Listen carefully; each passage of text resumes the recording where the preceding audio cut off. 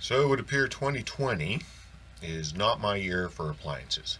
But the other side of that is it gives me the opportunity to do these how-to videos. So the appliance in question today is my Maytag 3000 series dryer.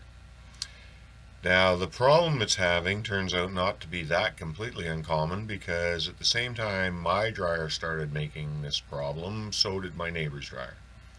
So you'll identify this by the unbelievable squealing, screaming noise that your dryer suddenly starts making. I mean, honestly, I used to work on a pig farm when I was young, and when you were bringing the feed to the trough, that's the kind of noise, the noise the pigs made. That's the kind of noise the dryer started making. Enough so that your better half probably will not be willing to continue doing the laundry, or at least being in the house while the laundry is being done. So I had to of course look into it, much like the stove issue that we talked about earlier. I can't accept something's broken without looking into it. This turns out to be very fortuitous, and this is a good one for anybody with some tool skills to take note of, because as it turns out,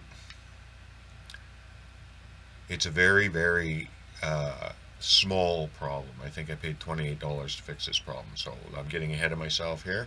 So you're going to disassemble your dryer, and again, just like when I did the Frigidaire stove one, my intention with these videos is for people that are already quite comfortable with the idea of disassembling their dryer to find out why it's making pig sounds.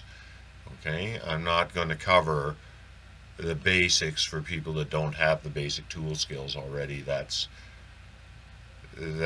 requires somebody with a different skill set than my own. Anyway, these dryers, the correct approach is you take the top off first, and I'm advising, if you're going to start doing these kind of appliance repairs, get yourself a nut driver set, because there's like two sizes of these nuthead machine screws that are used throughout all of these appliances. And if you're going to be bothering to do it, there's like 100 of them every time you even start. So get yourself a nut driver like this so that you can do this job easily. So when the lid comes off, that's the first piece that comes off.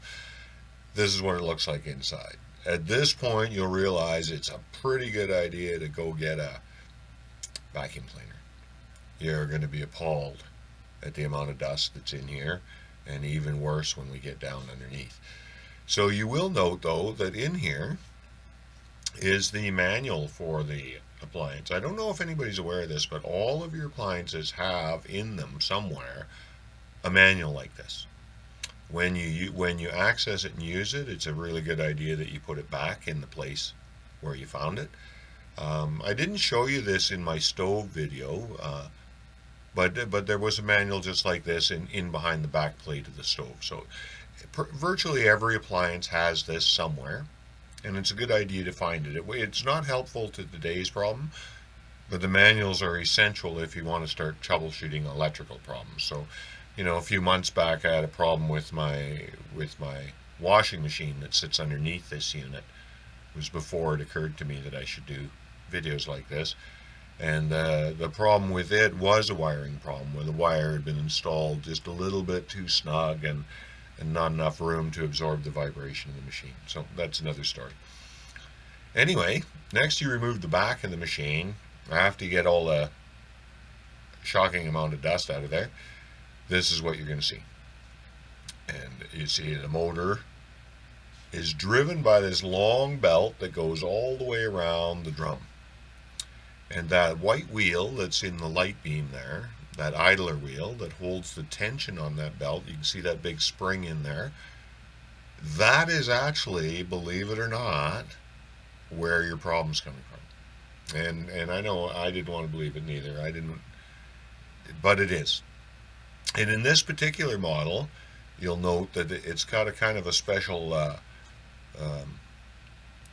lock ring system too. So we'll talk about that in just a second when we get a closer up look at it. So You're going to push up now on this lever, so that you're extending the spring, and that's going to allow you to unhook the belt from behind the idler wheel. And then you'll go through the process of removing the whole pulley wheel, and this is what you're going to end up with. Then you're going to need a kit. So this is about $28. This is the correct kit for the Maytag that we're looking at. You see that little triangular ring there? That takes the place.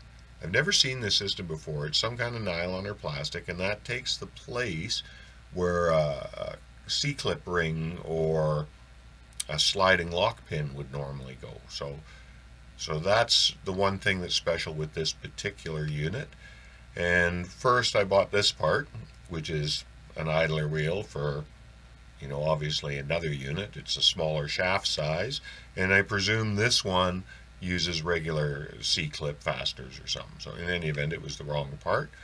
This is what the correct kit for the Maytag 3000 looks like.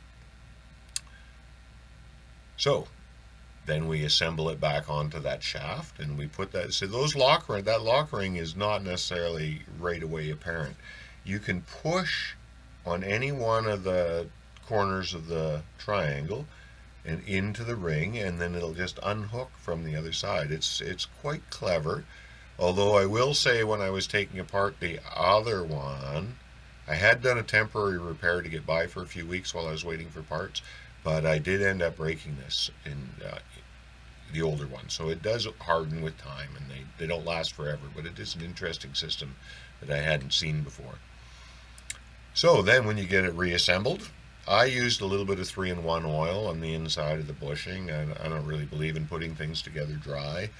I'm not sure whether that's the recommended method or not, but that's the way I did it. That little triangular clip ring, you get a good vision of how you see that groove in the end of the shaft. It's if I hadn't have seen this and all I seen was the shaft, I'd have bet $100 that took some kind of a C-clip ring, or maybe one of those sliding pin, alligator type pins, like an oversized bobby pin. Anyway, that's the now completed job. So that wheel and pulley assembly cost me $28. Well, plus another $25 when I bought the wrong one. And with the vacuuming and pulling it out of the wall and taking it apart and putting it back together, this repair might be, an hour or 2 hours, as if you're learning as you go. I had a long troubleshooting period in front of us. One of the reasons I'm making this video is to save you that time. I'm telling you, if it's making pig noises, you don't need to troubleshoot anything. Just go replace this idler wheel.